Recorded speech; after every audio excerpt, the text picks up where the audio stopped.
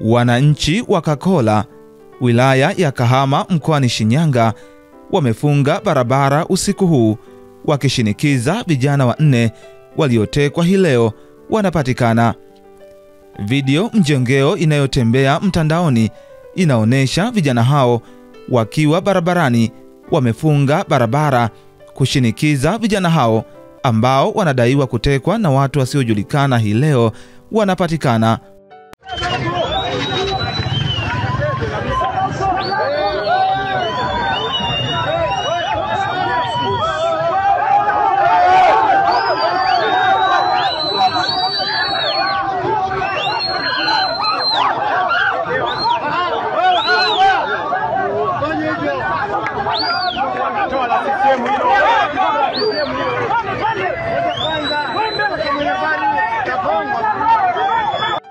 Awali Chama cha Demokrasia na Maendeleo Chadema kupitia ukurasa wake wa Instagram kilitoa taarifa kwa umma kikionesha kusikitishwa na tukio la kutisha la utekaji wa vijana wanne lililotokea hii leo Oktoba 4 mwaka 2025 katika kijiji cha Kakola, kata ya Bulyanhulu, wilaya ya Kahama, kanda ya Serengeti.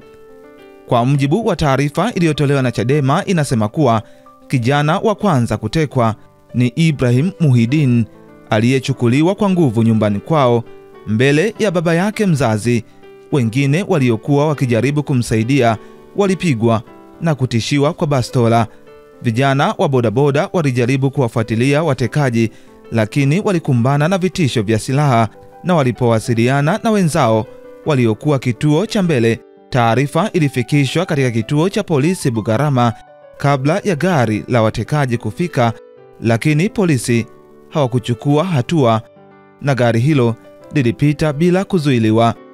Taarifa ya Chadema iliongeza kuwa wakati wa ufuatiliaji gari nyingine ilijitokeza na kuwateka vijana wa bodaboda watatu waliokuwa wakifuatilia tukio hilo, na jumla ya vijana wanne wametekwa hii leo.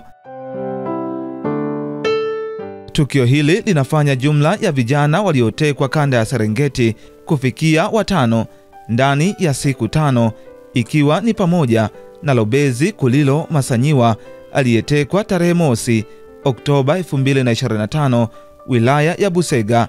Jeshi la polisi bado halijatoa kauli wala kuchukua hatua zozote za wazi.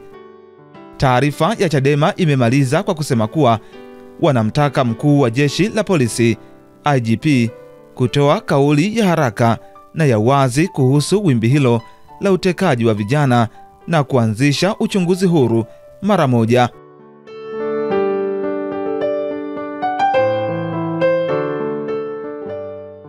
Endelea kuifuatilia BMTV Tanzania.